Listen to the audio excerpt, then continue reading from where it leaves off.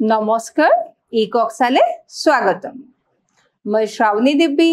আজিলৈ নিছো নৱম শ্ৰেণীৰ ভূগোলৰ তৃতীয় পাঠৰ প্ৰশ্নোত্তৰ বেলা বলা চাওচোন কি প্ৰশ্ন আছে আৰু আমি কেনেকৈ এইবিলাকৰ প্ৰশ্ন উত্তৰ লিখিম প্ৰথম প্ৰশ্নটোত আমাক দিয়া আছে যে বায়ুমণ্ডল কাক বোলে তথ্যসহ ইয়াৰ গঠন সম্পৰ্কে চমুকৈ লিখা তে বায়ুমণ্ডল কাক বোলে তো মই তোমালোকক পাঠত বুজাইছোৱে এতিয়া আমি লিখিম কেনেকৈ লিখিব লাগিব মই যিমান পাৰো সিমান জুতিকে লিখছো তোমালোকে চোৱা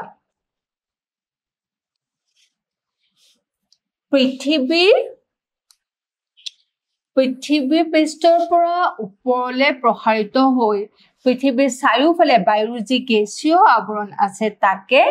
বায়ুমণ্ডল বোলে বায়ুমণ্ডলৰ গঠন কি বায়ুমণ্ডলত থকা বিভিন্ন গেছৰ ভিতৰত নাইট্ৰজেন আৰু অক্সিজেনৰ প্ৰাধান্য আটাইতকৈ বেছি বায়ুমণ্ডলত থকা গেছৰ মুঠ আয়তনৰ 78.08% নাইট্ৰজেন আৰু 20.94% অক্সিজেন আৰু অন্যান্য গেছবোৰৰ ভিতৰত আৰ্গন 0.93% কাৰ্বন ডাই অক্সাইড 0.036% আৰু নিয়ন হিলিয়াম মিথন ক্ৰিপ্টেন হাইড্ৰোজেন অজন জেনন ইত্যাদি উল্লেখযোগ্য কিমান 0.014% নিচেই কম গেছৰ ৰাসায়নিক গঠন অনুসৰি বায়ুমণ্ডলত প্ৰধানকৈ কি স্তৰত বিভক্ত কৰিব পাৰি বায়ুমণ্ডলৰ যে আমি স্তৰ তোমালোকে পাইছা কি ট্ৰপোস্ফিয়াৰ স্ট্ৰেটোস্ফিয়াৰ এই যে আমি ভাগবিলাক যে কৰিম এই ভাগবিলাক কিহৰ ওপৰত ভিত্তি কৰা হয় ৰাসায়নিক গঠনৰ ওপৰত ভিত্তি কৰি কৰা হয় উত্তাপৰ ওপৰত ভিত্তি কৰি কৰা হয় সেই ভাগবিলাক কেনেকৈ কৰা হয় তাকে আমি চাওঁ বায়ুমণ্ডলীয় গেছৰ ৰাসায়নিক গঠন অনুসৰি বায়ুমণ্ডলক প্ৰধানকৈ দুটা ভাগত ভগোৱা হৈছে এটা হৈছে হোমোস্ফিয়াৰ যাৰ ৰাসায়নিক গঠন প্ৰায় একে আৰু আনটো হৈছে হেটেৰোস্ফিয়াৰ য'ত কি হয় প্ৰতিটো স্তৰতে তাৰ কি আছে পাৰ্থক্য আছে হোমোস্ফিয়াৰ ভূপৃষ্ঠৰ পৰা 8 কিলোমিটাৰ উচ্চতা পৰ্যন্ত বায়ুমণ্ডলৰ গেছসমূহৰ ৰাসায়নিক গঠন প্ৰায়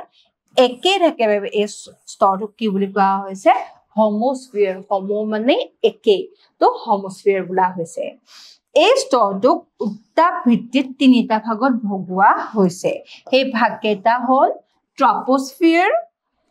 স্ট্ৰেটোস্ফিয়াৰ মেছোস্ফিয়াৰ হোমোস্ফিয়াৰ আৰু হেটেৰোস্ফিয়াৰৰ মাজৰ সীমা হ'ল মেছোপজ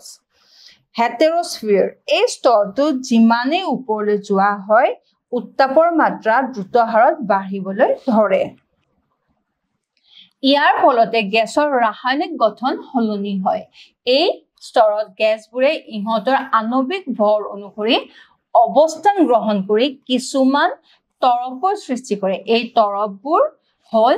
নাইট্ৰজেন তৰপ যিটো তৰপত নাইট্ৰজেন বেছি এইটো কি কোৱা হ'ব নাইট্ৰজেন তৰপ অক্সিজেন তৰপ হিলিয়াম তৰপ বা স্তৰ আৰু হাইড্ৰোজেনৰ তৰপ বা হাইড্ৰোজেন স্তৰ য'ত হাইড্ৰোজেন আমি যথেষ্ট পৰিমাণে পাম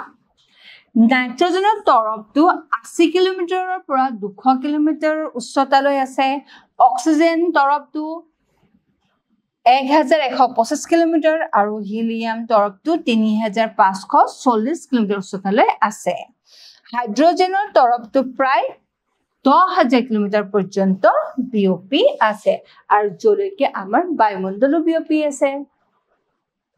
উচ্চতা আৰু উত্তাপৰ হ্ৰাস বৃদ্ধিৰ ভিত্তিত বায়ুমণ্ডলক কেইটা আৰু কি স্তৰত ভাগ কৰিব পাৰি চিত্ৰসহ লিখা আৰু প্ৰতিটো স্তৰৰ বিষয়ে আমি কি কৰিব লাগিব আলোচনা কৰিব লাগিব অকমানকে এতিয়া উচ্চতা আৰু উত্তাপৰ হ্ৰাস বৃদ্ধিৰ ভিত্তিত বায়ুমণ্ডলক 5টা স্তৰত বিভক্ত কৰা হৈছে এই স্তৰকেইটা হৈছে প্ৰথমটো হৈছে ট্ৰপোস্ফিয়াৰ স্ট্ৰেটোস্ফিয়াৰ মেছোস্ফিয়াৰ থাৰ্মোস্ফিয়াৰ আৰু এক্সোস্ফিয়াৰ এই গোটেইকেইটা কি হৈছে য'ত উত্তাপ হ্ৰাস বৃদ্ধিৰ ওপৰত ভিত্তি কৰিবলৈ কৰা হৈছে ৰাসায়নিক গঠনটো সলনি হয় আমি আগৰ প্ৰশ্নটো পালো কিন্তু ৰাসায়নিক গঠন সলনি হোৱাৰ মূল কাৰণো কিন্তু কি হয় সেইটো হৈছে উত্তাপ ট্ৰপোস্ফিয়াৰ ভূপৃষ্ঠত লাগি থকা বায়ুমণ্ডলৰ আটাইতকৈ তলৰ স্তৰটোৱে হ'ল ট্ৰপোস্ফিয়াৰ বা ট্ৰপোমণ্ডল এই স্তৰটোৰ গড় উচ্চতা প্ৰায় 12 কিলোমিটাৰ অৱশ্যে অক্ষাংশ অনুসৰি এই স্তৰটোৰ উচ্চতা বেলেগ বেলেগ হয় বিষুৱীয় অঞ্চলত ইয়াৰ সৰ্বোচ্চ উচ্চতা 16 কিলোমিটাৰ আৰু মেৰু অঞ্চলত 8 কিলোমিটাৰ হয় বায়ুমণ্ডলৰ মুঠ গেছৰ প্ৰায় 3/4 প্ৰায় সম্পূৰ্ণ জলীয় বাষ্প আৰু ধূলিকণাৰে ট্ৰপোস্ফিয়াৰ এই স্তৰটোতে আছে আমি যদি গোটেই বায়ুমণ্ডলৰ যিমান কি পাওঁ ধূলিকণা জলীয় বাষ্প পাওঁ আমি ট্ৰপোস্ফিয়াৰতে পাওঁ আৰু সেইকাৰণে বায়ুমণ্ডলৰ যিমানবিলাক পৰিঘটনা হয় যিমানবিলাক আমাৰ পৰিবেশৰ সলনি আমাৰ প্ৰকৃতি বতৰ জলবায়ু যিমানখিনি সলনি হয় আমি ট্ৰপোস্ফিয়াৰতে পাওঁ বতৰৰ প্ৰায় সকলো ধৰণৰ ক্ৰিয়া কাৰ্য যেনে মেঘ বৰষুণ ঘূৰ্ণীবতাহ ধুমুহা বৃষ্টি আদি এই সকলোবোৰ পৰিঘটনা আমি ক'ত দেখা পাওঁ ট্ৰপোস্ফিয়াৰতে দেখা পাওঁ এই স্তৰটোৰ ঊৰ্ধ্ব সীমাটোক ট্ৰপোপজ বোলা হয় সাধাৰণতে স্তৰবিলাকৰ মাজত এটা লেয়াৰ থাকে সেই লেয়াৰটোক কি বুলি কোৱা হয় ট্ৰপোপজ স্ট্ৰেটোস্ফিয়াৰ আৰু মেছোস্ফিয়াৰৰ মাজত এটা আছে এইটো স্ট্ৰেটোপজ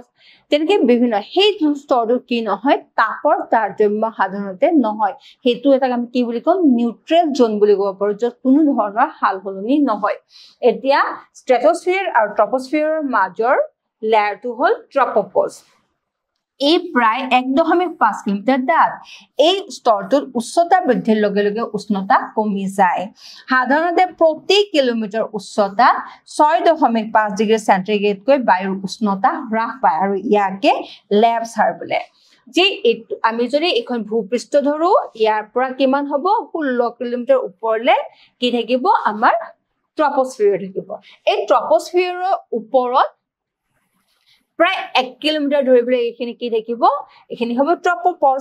এতিয়া ট্ৰপোপজৰ আমি ভূপৃষ্ঠৰ পৰা যিমানে ওপৰলৈ যাওঁ ট্ৰপোস্ফিয়াৰৰ ভিতৰত তেতিয়া আমি পাম প্ৰতি বৰ্গ কিলোমিটাৰ কিমান হয় 6.5 ডিগ্ৰীকে টেম্পাৰেচাৰটো কমি যায় প্ৰতি বৰ্গ কিলোমিটাৰ উষ্ণতাটো কি হৈ যায় হ্ৰাস পায় কিন্তু আকৌ ট্ৰপোপজ পোৱাৰ লগে লগে ইয়াতে কি হ'ব উষ্ণতাটো বৃদ্ধি হ'বলৈ ধৰে আৰু এই যে প্ৰতি বৰ্গ কিলোমিটাৰত 6.5 ডিগ্ৰীকে উষ্ণতা কি হয় উষ্ণতা কমে এটো কি বুলি কোৱা হয় লেপছাৰ বুলি কোৱা হয় স্ট্ৰেটোস্ফিয়াৰ ট্ৰপোস্ফিয়াৰৰ ঠিক ওপৰৰ স্তৰটোৱে হৈছে স্ট্ৰেটোস্ফিয়াৰ বা স্তৰমণ্ডল এই ট্ৰপোস্ফিয়াৰ আৰু স্ট্ৰেটোস্ফিয়াৰৰ স্তৰ দুটাৰ মাজৰ সীমাটোক ট্ৰপোপজ বুলি কোৱা হয় বায়ুমণ্ডলৰ এই স্তৰটোত অজন গেছৰ এটা স্তৰ আছে অজন গেছৰ অণুবোৰে সূৰ্যৰ পৰা অহা জীৱৰ বাবে ক্ষতিকাৰক অতি বেঙুনীয়া ৰশ্মি শোষণ কৰে আৰু ইয়াৰ ফলত স্ট্ৰেটোস্ফিয়াৰত বায়ুৰ উষ্ণতা বৃদ্ধি পায় ট্ৰপোপজৰ পৰা স্ট্ৰেটোস্ফিয়াৰৰ স্তৰটো প্ৰায় 40 কিলোমিটাৰ ওপৰলৈ বিস্তৃত আৰু স্ট্ৰেটোস্ফিয়াৰৰ ঊৰ্ধ্ব সীমাটো স্ট্ৰেটোপজ বুলি কোৱা হয় যেনেকৈ আমি ট্ৰপোস্ফিয়াৰৰ ঊৰ্ধ্ব সীমাটোক আমি ট্ৰপোপজ কৈছিলো স্ট্ৰেটোস্ফিয়াৰৰ ঊৰ্ধ্ব সীমাটোক আমি কি বুলি কম স্ট্ৰেটোপজ বুলি কম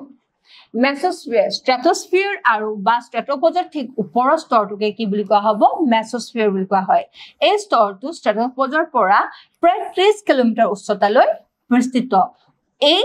স্তৰটোৰ প্ৰধান বৈশিষ্ট্য হৈছে উচ্চতা বৃদ্ধিৰ লগে লগে বায়ুৰ উষ্ণতা হ্ৰাস পায় আৰু এইদৰে ওপৰলৈ ক্ৰমে উত্তাপ কমি গৈ যি সীমাত নিম্নতম হয় তাকে মেছোপজ বোলা হয়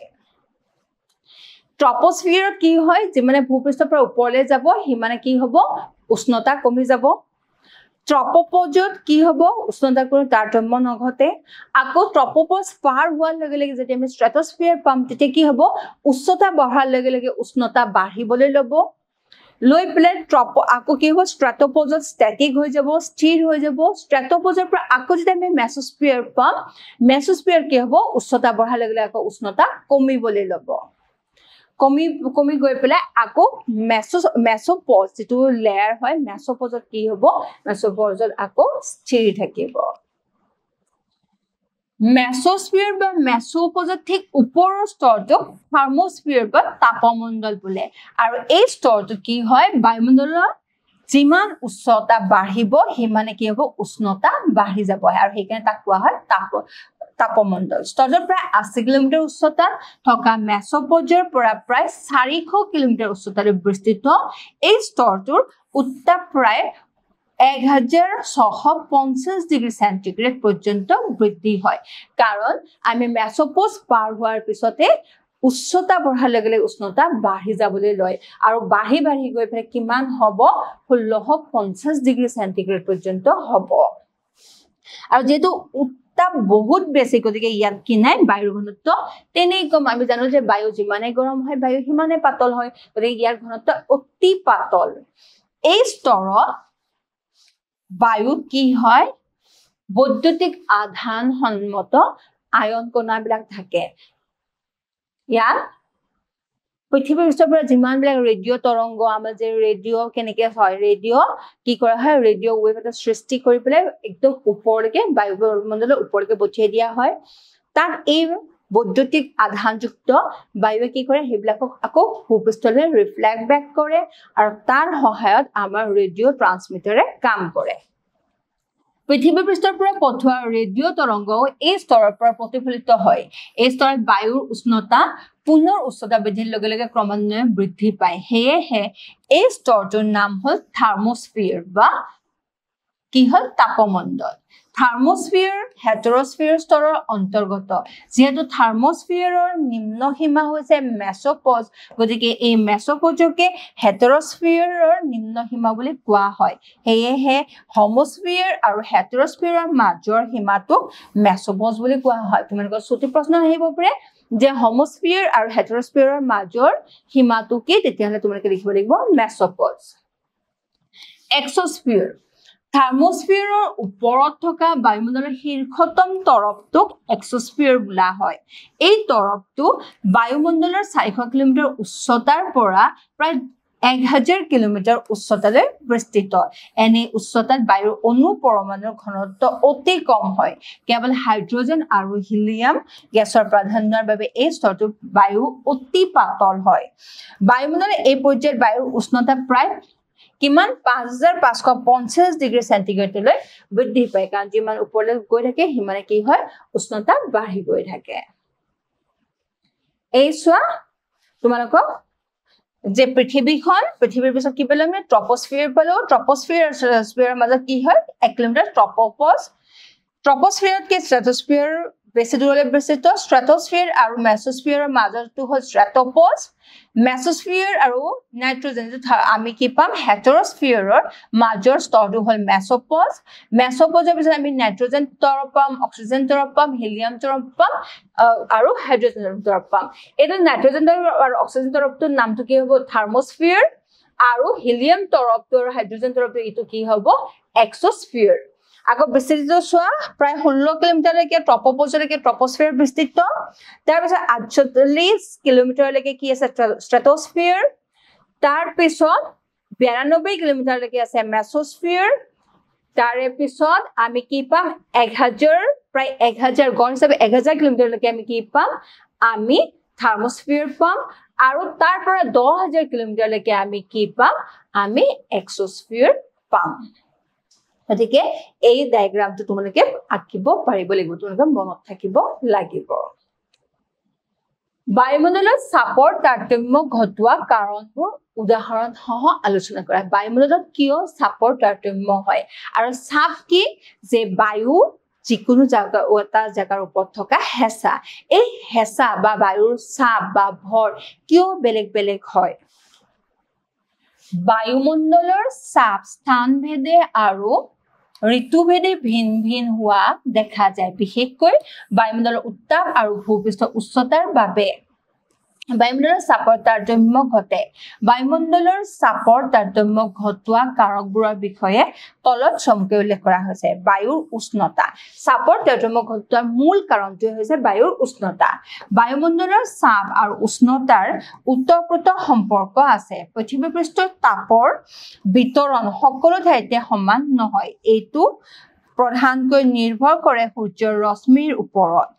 অঞ্চলভেদে সূৰ্যৰ তাপৰ পৰিমাণ বেলেগ বেলেগ হয় আৰু যিমানে সূৰ্যৰ তাপ বেছিকে পৰিব যিমানে বায়ুমণ্ডল গৰম হ'ব হিমানে চাপ কম হ'ব আৰু যিমানে সূৰ্যৰ তাপ কমকে পৰিব যিমানে বায়ুমণ্ডল কমকে গৰম হ'ব হিমানে বায়ুমণ্ডলৰ চাপ বেছি থাকিব তাপ পালে বায়ু প্ৰসাৰিত হয় আৰু বায়ু প্ৰসাৰিত হলে ইয়াৰ ঘনত্ব কমি যায় ঘনত্ব কমি গলে বায়ু পাতল হৈ পৰে আৰু গতিকে পাতল বায়ুৰ চাপো কম হয় তাপৰ তাৰতম্যৰ বাবে বায়ুমণ্ডলৰ চাপৰো তাৰতম্য ঘটে বায়ুত জলীয় বাষ্প বৃদ্ধি হলে বায়ুৰ চাপ কমে কাৰণ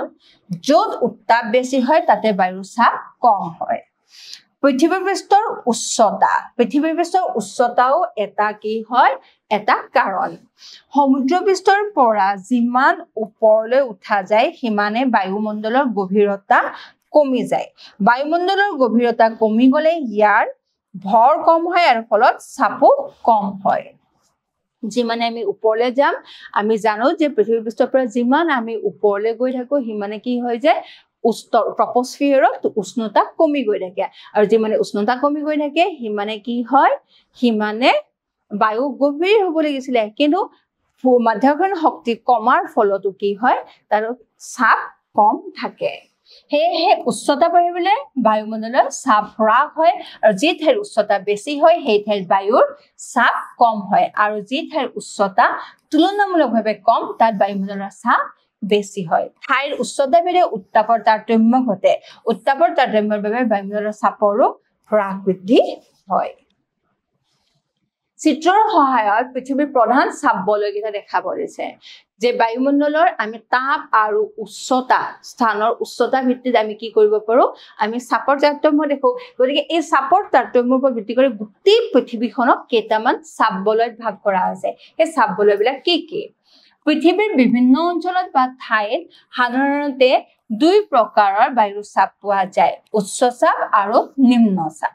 মূলতঃ যি ঠাইৰ উচ্চতা আৰু উষ্ণতাৰ পাৰ্থক্যৰ বাবে বায়ুৰ চাপ তাৰতম্য ঘটি বায়ুমণ্ডলৰ উচ্চ চাপ আৰু নিম্ন চাপৰ সৃষ্টি হয় বায়ুমণ্ডলৰ চাপৰ তুলনামূলকভাৱে তাৰতম্য অনুসৰি পৃথিৱীৰ পৃষ্ঠত প্ৰধানকৈ 4টা চাপ বলয়ত ভাগ কৰা হৈছে নিৰক্ষীয় নিম্ন চাপ বলয় উপক্ৰান্তীয় উচ্চ চাপ বলয় উপমেৰুদেশীয় নিম্ন চাপ বলয় মেৰুদেশীয় উচ্চ চাপ বলয় নিৰক্ষীয় নিম্ন চাপ বলয় এই নিৰক্ষীয় নিম্ন চাপ বলয় ইয়াতে নিম্ন চাপ কিয় থাকে নিৰক্ষীয় মণ্ডলটো কি হয় তাত সূৰ্যৰ ৰশ্মি প্ৰতি বছৰ জুৰি কি হয় উলম্বভাৱে পৰে যিমানে সূৰ্যৰ ৰশ্মি পৰিব বায়ু হিমানে গৰম হ'ব আৰু যিমানে বায়ু গৰম হ'ব গৰম বায়ু প্ৰসাৰিত হ'ব আৰু বায়ুৰ চাপ কম হ'ব গতিকে গোটেই বছৰ জুৰি নিৰক্ষীয় অঞ্চলত বায়ুৰ চাপ সদায় কম থাকে এই বলয়টোত নিৰক্ষৰেখাৰ পৰা 10 ডিগ্ৰী উত্তৰ আৰু 10 ডিগ্ৰী দক্ষিণ অক্ষৰেখাৰ মাজত অৱস্থিত এই অঞ্চলত সূৰ্যৰ ৰশ্মি সদায় লম্বভাৱে পৰে কাৰণ উত্তাপ বেছি গতিকে এই অঞ্চলৰ বায়ু পাতল হয় আৰু ঘনত্ব হ্ৰাস হৈ নিম্ন চাপৰ সৃষ্টি কৰে এই অঞ্চলত বায়ুৰ অধিক জলীয় বাষ্প থাকে আৰু সেয়েহে বায়ুৰ চাপ হ্ৰাস পায় এই অঞ্চলৰ বায়ু গৰম হৈ ঊৰ্ধ্বগামী হয় ইয়াত বতাহ ভূপৃষ্ঠৰ সমান্তৰালভাৱে নবলে ইয়াত বতাহ সদায় শান্ত অৱস্থাত থাকে বাবে ইয়াক নিৰক্ষীয় শান্ত বলয় বোলা হয় ইয়াতে বায়ু কি নহয় আমাৰ অনুভূমিকভাৱে নহয় সদায় বায়ু ইয়াতে গতি উলম্বিকভাৱে হয় গতিকে যেহেতু আমাৰ নিচিনাকে জোৰকে বতাহ ইয়াত নবলে গতিকে অঞ্চলটো কি হয় সাধাৰণভাৱে শান্ত হৈ থাকে সেইকাৰণে তাক নিৰক্ষীয় শান্ত বলয় বোলা হয় তোমালোকক যদি প্ৰশ্ন সোধা হৈছে নিৰক্ষীয় শান্ত বলয় কোনটো অঞ্চল পৰে তোমালোকক ক'ব লাগিব বিষুৱ ৰেখাৰ 10 ডিগ্ৰী উত্তৰ আৰু 10 ডিগ্ৰী দক্ষিণ অঞ্চল উপক্ৰান্তীয় উচ্চ চাপ বলয় এই বলয়টো দুটা ভাগত বিভক্ত কৰিব পাৰি ইয়াৰে এটা উত্তৰ গোলাৰ্ধত 25 ডিগ্ৰীৰ পৰা 35 ডিগ্ৰী উত্তৰ অক্ষাংশ ৰেখা আৰু মাজত আৰু আনটো দক্ষিণ গোলাৰ্ধত 25 ডিগ্ৰীৰ পৰা 35 ডিগ্ৰী দক্ষিণ অক্ষৰেখাৰ মাজত আছে এই দুই উপক্ৰান্তীয় অঞ্চলত ঠাণ্ডা আৰু গধুৰ বায়ু তললৈ নামি আহি অৱস্থান কৰে এই অঞ্চলত বতাহৰ গতি নথকাৰ ফলত মধ্যযুগত ইউৰোপীয় নাবিকসকলে জাহাজৰ ওজন কমাবলৈ জাহাজত অনা ঘোঁৰাবিলাক সাগৰত পেলাই দিব লগা হৈছিল আৰু সেই কাৰণে এই উচ্চ চাপ বলয়টোক উচ্চ অক্ষাংশ বোলা হয় এই অঞ্চলটো কি হয় যে নিৰক্ষীয় নিম্ন চাপ অঞ্চলৰ পৰা যে গৰম বতাহ আহিলে সেই গৰম বতাহ কিছু দূৰ ওপৰলৈকে যোৱাৰ পিছত কি হ'ব ঠাণ্ডা হৈ এই ওচৰ অঞ্চললৈ ববলৈ ল'ব সেই ওচৰ অঞ্চললৈ আহি পেলাই উচ্চ ক্ৰান্তীয় অঞ্চলত কি হয় ই নিম্নগামী হৈ পৃথিৱীলৈ নামি আহিবলৈ লয় আৰু যেহেতু সেই ঠাণ্ডা বায়ু তললৈ নামি আহে গতিকে ইয়াতে কি হয় উচ্চ চাপৰ সৃষ্টি হয় আৰু এই উচ্চ চাপ ইয়াতেও কি হয় বায়ুৰ গতি যেহেতু উলম্বিক হয় অনুভূমিক নহয় গতিকে তা কি হয় যেতিয়া আগৰ দিনৰ জাহাজবিলাকটো পালতৰাহে আছিল তাতটো কোনো ধৰণৰ ইঞ্জিন নাছিল গতিকে পালতৰা জাহাজবিলাক চলিবৰ কাৰণে কিহৰ প্ৰয়োজন বতাহৰ গতিবেগৰ প্ৰয়োজন আৰু এই অঞ্চলটো যেহেতু বতাহৰ বেগ নাই বতাহবিলাক কি হয় ওপৰৰ পৰা তললৈহে নামি আহে তাত আগৰ যেতিয়া জাহাজত গধুৰ বস্তু লৈ গৈছিল ঘোঁৰা লৈ গৈছিল সেই ঘোঁৰাবিলাক কি কৰিবলৈ গৈছিল পানীত পেলাই দিব লগা আছিল আৰু সেইকাৰণে এই অঞ্চলটোক কি বুলি কোৱা হয় অশ্ব অক্ষাংশ বুলি কোৱা হয় এই উপক্ৰান্তীয় উচ্চচাপ বলয়টো ঋতুভেদে কেতিয়াবা কিছু উত্তৰলৈ আৰু কেতিয়াবা কিছু দক্ষিণলৈ প্ৰসাৰিত হয় উপমেৰুদেশীয় নিম্নচাপ বলয় এই বলয়টো উত্তৰ গোলাৰ্ধৰ 60 ডিগ্ৰীৰ পৰা 70 ডিগ্ৰী উত্তৰ অক্ষাংশ আৰু দক্ষিণ গোলাৰ্ধৰ 60 ডিগ্ৰীৰ পৰা 70 ডিগ্ৰী দক্ষিণ অক্ষাংশত অৱস্থিত দুই উপমেৰু অঞ্চলৰ পৃথিৱীৰ আৱৰ্তনিক গতিৰ কাৰণে বায়ু উপক্ৰান্তীয় অঞ্চলৰ দিশে বিক্ষিপ্ত হয় ফলত দুই উপমেৰু অঞ্চলত বায়ুৰ পৰিমাণ কমি নিম্নচাপৰ সৃষ্টি হয় এতিয়া আমি কব পাৰো ন মেৰুদেশৰ ওচৰত মেৰুদেশটো ঠাণ্ডা আমি পালো যে কি হয় ঠাণ্ডাৰ জেগাত বায়ুৰ চাপ বেছি কিন্তু উপমেৰুদেশীয় অঞ্চলত ইয়াতে নিম্নচাপ কেনেকৈ হ'ল ইয়াতে নিম্নচাপ সৃষ্টি হোৱাৰ কাৰণ হ'ল যে উপক্ৰান্তীয় অঞ্চলৰ পৰা উচ্চচাপ অঞ্চলৰ পৰা যে বায়ু আহিলে আৰু সেইফালে মেৰুদেশৰ অঞ্চল উচ্চচাপ অঞ্চলৰ পৰা কি আহিব বায়ু আহি দুয়োটা বায়ু ইয়াতে কি হয় কিছু পৰিমাণে আমাৰ পৃথিৱীৰ আৱৰ্তনৰ ফলত আঁতৰি যাব বায়ুটো সেই জায়গাটোৰ পৰা আঁতৰি যাব আঁতৰি যোৱাৰ ফলত তাত কি হ'ব নিম্নচাপৰ সৃষ্টি হ'ব এই চাপ মণ্ডলটো অৱশ্যে ঋতুভেদে কেতিয়াবা কিছু উত্তৰলৈ আৰু দক্ষিণলৈ গতি কৰে এতিয়া আহিলে মেৰুদেশীয় উচ্চচাপ মণ্ডল মেৰুদেশত যেতিয়া গোটেই বছৰ জুৰি সূৰ্যৰ তাপ হেলনীয়াকে পৰে গতিকে তাত কি হয় অতিপাত ঠাণ্ডা আৰু যেহেতু ঠাণ্ডা তাত সদায় কি হয় উচ্চচাপ থাকে এই অঞ্চল বৰফেৰে আবৃত আৰু অতিপাত ঠাণ্ডা ইয়াৰ বায়ু অতিশয় শীতল অতিপাত ঠাণ্ডাৰ বাবে এই অঞ্চলত পানী বৰফৰ ৰূপত জমা হৈ থাকে সেয়েহে এই অঞ্চলৰ বায়ুত জলীয় বাষ্প প্ৰায় নাথাকে ফলত মেৰু অঞ্চলৰ দুটাত স্থায়ীভাৱে বায়ুৰ উচ্চচাপ থাকে সেয়েহে এই অঞ্চলত মেৰুদেশীয় উচ্চচাপ বলয় বা মণ্ডল বুলি কোৱা হয় এই ছবি দেখিছা নিৰক্ষীয় নিম্নচাপ মণ্ডল কি হৈছে 0 ডিগ্ৰী পৰা 10 ডিগ্ৰী উত্তৰে 10 ডিগ্ৰী দক্ষিণে তেনেকে উপক্ৰান্তীয় উচ্চচাপ বলয় 25 ডিগ্ৰীৰ পৰা 35 ডিগ্ৰীলৈকে এইফালেও উত্তৰেও আছে 25 ডিগ্ৰীৰ পৰা 35 ডিগ্ৰীলৈকে তাৰপিছত আমি 60 পৰা 70 মাজত উপমেৰুদেশীয় নিম্নচাপ মণ্ডল পালো আৰু 80 পৰা 90 ভিতৰত আমি কি পালো মেৰুদেশীয় উচ্চচাপ মণ্ডল তেনেকে আমি দক্ষিণ মেৰু অঞ্চলতো পালো তোমালোকে এই ছবিটো মনত ৰাখিব লাগিব এইটো সদায় থাকিব লাগিব পৃথিৱীত অনুকূল প্ৰাকৃতিক পৰিৱেশ সৃষ্টিত বায়ুমণ্ডলৰ গুৰুত্ব কি যদি বায়ুমণ্ডল নাথাকিলে হয় আমি জীয়াই থাকিব পাৰিলো হয় না বায়ুমণ্ডলৰ কি প্ৰভাৱ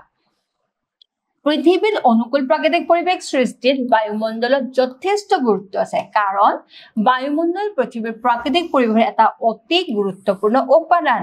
মাটি আৰু পানী বা অস্মমণ্ডল মাটি আৰু পানী কি অস্মমণ্ডল আৰু জলমণ্ডল মাটিকে আমি অস্মমণ্ডল কৈছো পানীকে আমি জলমণ্ডল বুলি কৈছো লগতে বায়ুমণ্ডলে পৃথিৱীত জীৱ সৃষ্টি বিকাশ আৰু বসবাসৰ বাবে এক অনুকূল পৰিৱেশৰ সৃষ্টি কৰিছে ইয়াক জীৱ জগত বা জীৱমণ্ডল বোলা হয় জীৱ জগতত থকা মানুহ আৰু উদ্ভিদ প্ৰাণীৰ বাবে প্ৰয়োজনীয় গেছসমূহ যোগান ধৰাৰ উপৰি বায়ুমণ্ডলে পৃথিৱীৰ উপৰিভাগত তাপ আৰু জলীয় বাষ্প বিতৰণ আৰু সঞ্চালনত সহায় কৰে পৃথিৱীৰ বায়ুমণ্ডলত থকা গেছসমূহ এক সঠিক অনুপাতত আছে বাবে ভূপৃষ্ঠত মানুহ আৰু অন্যান্য জীৱৰ অনুকূল এক পৰিৱেশ বিৰাজ কৰে বায়ু গতিশীল হোৱাৰ বাবে বহুত ঠাই অতিপাত ঠাণ্ডা আৰু গৰম প্ৰকোপৰ পৰা কিছু হলেও ৰক্ষা পায় যদি নিৰক্ষীয় অঞ্চলত কি নহল হয় বতাহ নবলিল হয় নিৰক্ষীয় অঞ্চলত কি নহয় ঠাণ্ডা নাহিলে হয় বা মেৰুদেশীয় অঞ্চলত যদি অনবৰতে গৰম বতাহ অলপো নগল হয় বা তাৰ মাজত কেইটা বতাহৰ আদান প্ৰদান নহল হয় তেতিয়া চাপৰ পাৰ্থক্য নহল হয় তাপৰ পাৰ্থক্য নহল হয় তেতিয়া কি নহলে বৰষুণ নহল হয় বতাহ নবলিল হয় তেতিয়া জীৱ জীয়াই থাকিব পাৰিলে হয় না নোৱাৰিলে হয় যেনেকে যদি বায়ুমণ্ডল নাথাকিলে হয় অক্সিজেন নাথাকিলে হয় তেতিয়া জীৱ জীয়াই থাকিব পাৰিলে হয় না নোৱাৰিলে হয়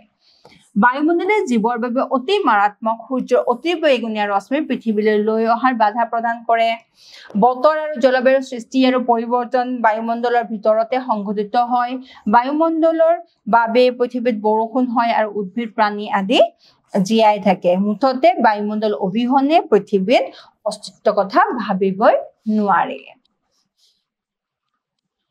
বায়ু প্ৰবাহ কাক বোলে বায়ু প্ৰবাহৰ উৎপত্তিৰ কাৰক বিলাক কি বায়ু প্ৰবাহ মানে বতাহ কাক বোলে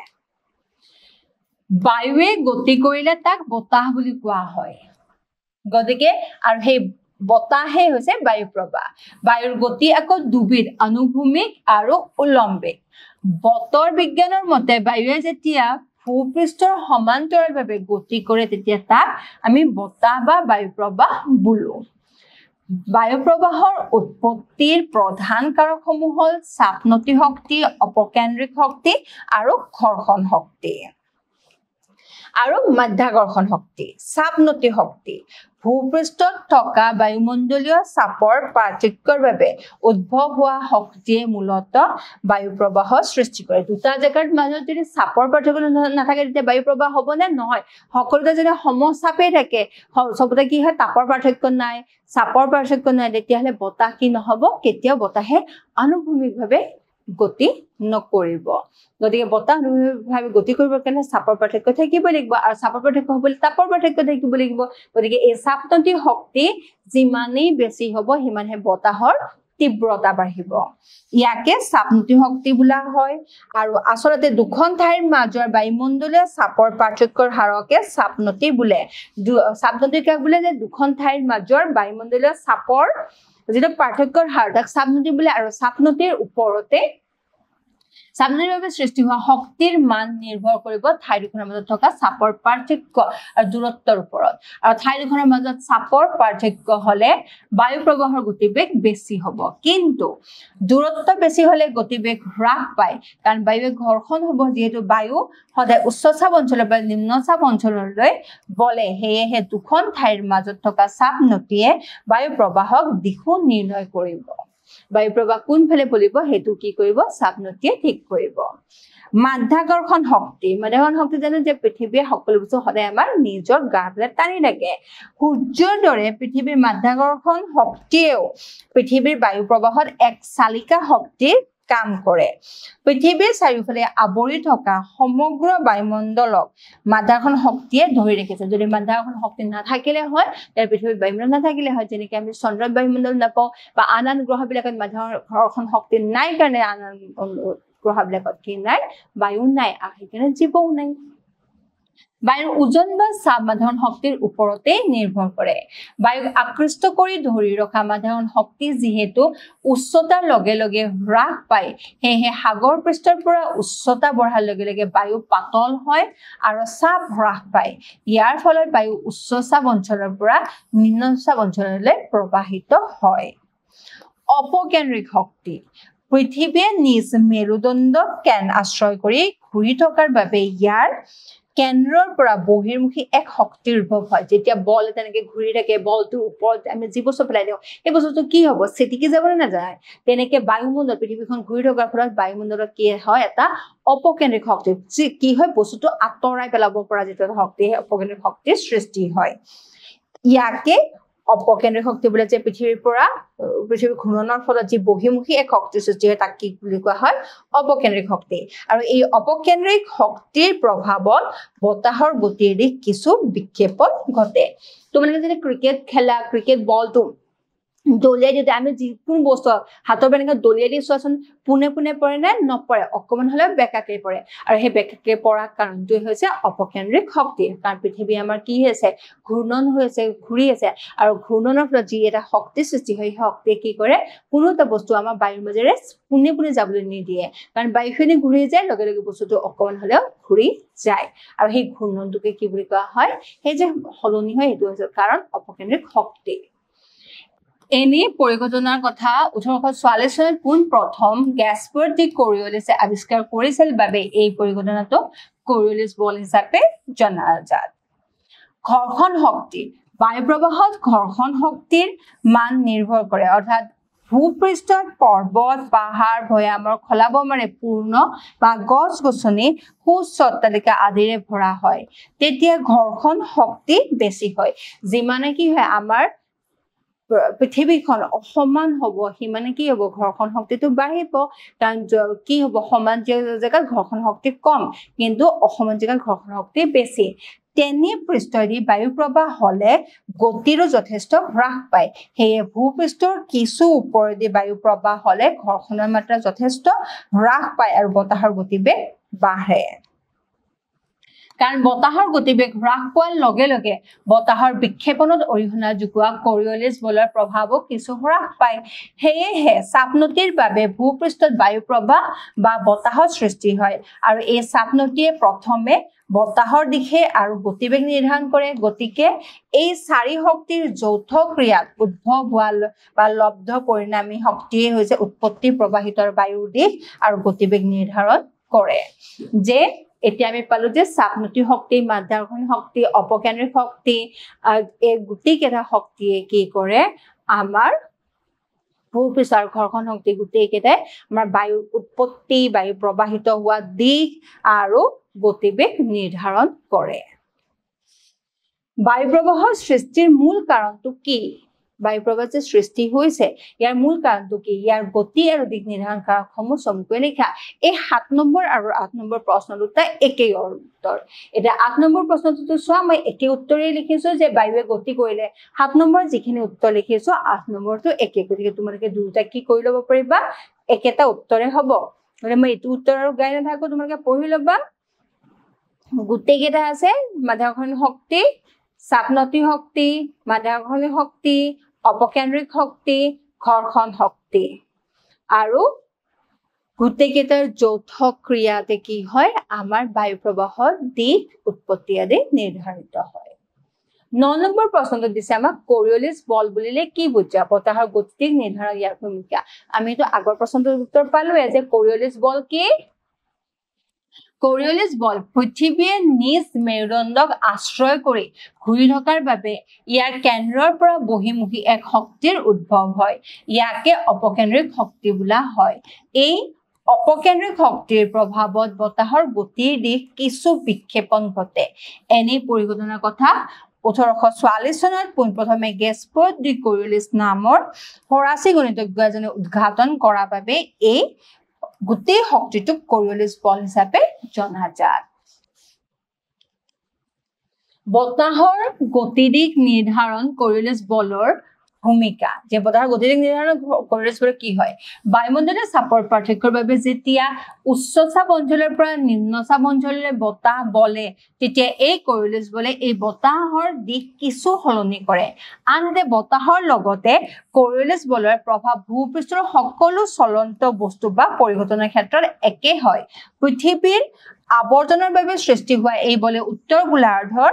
বায়ু প্ৰবাহক ঘড়ীৰ কাঁটাৰ দিশত সোঁফালে আৰু দক্ষিণ গোলাৰ্ধত বায়ু প্ৰবাহক ঘড়ীৰ কাঁটাৰ বিপৰীত দিশত বাওঁফালে বিক্ষেপিত কৰে মানে পঠিয়াই দিয়ে আৰু ইয়াকে ফেৰেলৰ সূত্ৰ বুলি কোৱা হয় এই যে উত্তৰ গোলাৰ্ধত ঘড়ীৰ কাঁটাৰ দিশত আৰু দক্ষিণ গোলাৰ্ধত ঘড়ীৰ কাঁটাৰ বিপৰীত দিশত হয় আৰু এই গোটেই লটো কি বুলি কোৱা হয় ফেৰেলছ ল বা ফেৰেলৰ সূত্ৰ বুলি কোৱা হয় ফেৰেলৰ সূত্ৰ অনুসৰি উত্তৰ গোলাৰ্ধৰ মেৰুমুখী বতাহ আপেক্ষিকভাৱে উত্তৰ পূবমুখা হয় আৰু কোৰিওলিছ বলৰ মান পৃথিৱীৰ সকলো ঠাইতে সমান নহয় এই বলৰ মান বিষুৱ ৰেখাত শূন্য হয় বিষুৱ ৰেখা যেতিয়া কি হ'ব অপকেন্দ্ৰিক শক্তি বহুত বেছি হয় কাৰণে কি হয় ইয়াত বিষুৱৰেখা শূন্য হয় আৰু মেৰুৰ ফালে অপকেন্দ্ৰিক শক্তি ঘূৰ্ণন শক্তিটো মেৰুত বেছি হয় কাৰণে ইয়াত কি হয় সৰ্বোচ্চ হয় চাপনতি শক্তি বুলিলে কি বুজা বায়ু প্ৰবাহত ইয়াৰ ভূমিকা কি চাপনতি কি আছিল যে দুটা জাগাৰ মাজত চাপৰ পাৰ্থক্য এই তাকে চাপনতি বুলে ভূপৃষ্ঠত থকা বায়ুমণ্ডলীয় চাপৰ পাৰ্থক্যৰ বাবে উদ্ভৱ হোৱা শক্তিয়ে মূলতঃ বায়ু প্ৰবাহ সৃষ্টি কৰে আৰু ইয়াকে চাপনতি শক্তি বোলা হয় আসলতে দুখন ঠাইৰ মাজৰ বায়ুমণ্ডলীয় চাপৰ পাৰ্থক্যৰ হাৰকে চাপনতি বুলে গতিকে চাপনতিৰ বাবে সৃষ্টি হোৱা শক্তিৰ মান নিৰ্ভৰ কৰিব ঠাই দুখনৰ মাজত থকা চাপৰ পাৰ্থক্য আৰু দূৰত্বৰ ওপৰত ঠাই দুখনৰ মাজত চাপৰ পাৰ্থক্য বেছি হলে বায়ু প্ৰবাহক গতিবেগ বেছি হয় আৰু কিন্তু দূৰত্ব বেছি হলে গতিবেগ হ্ৰাস পায় আকৌ বায়ু সদায় উচ্চ চাপ অঞ্চলৰ পৰা নিম্ন চাপ অঞ্চললৈ বলে হেয়ে দুখন ঠাইৰ মাজত থকা চাপ নদীয়ে বায়ু প্ৰবাহৰ দিশো নিৰ্ণয় কৰে যি দিশত চাপ হ্ৰাস হয় সেই দিশতে চাপ নদীৰ জোখ লোৱা হয় এখন অঞ্চলৰ চাপ নদী অধ্যয়ন কৰিবলৈ হলে তাত বিৰাজ কৰা বতাহৰ দিশ আৰু গতিবেগ সম্পৰ্কে সহজে জানিব পাৰি এখন অঞ্চলত চাপ নদীৰ মান বেছি হলে বতাহৰ গতিবেগ বৃদ্ধি হোৱাৰ উপৰে তাত এক অস্থিৰ বায়ুমণ্ডলীয় অৱস্থা বিৰাজ কৰে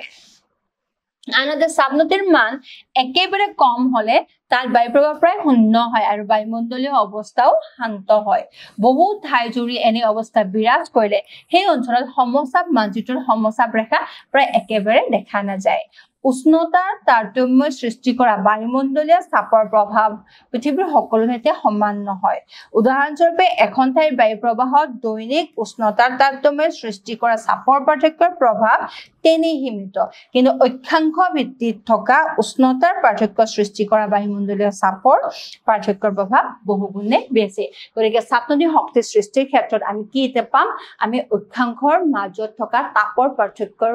কাৰণেহে চাপনদী শক্তি বেছি হয় গতিকে অক্ষাংশ ভিত্তিত এই পাৰ্থক্যবিলাক বেছি চকুত পৰা আজিলৈ ইয়াতে এৰিছো ধন্যবাদ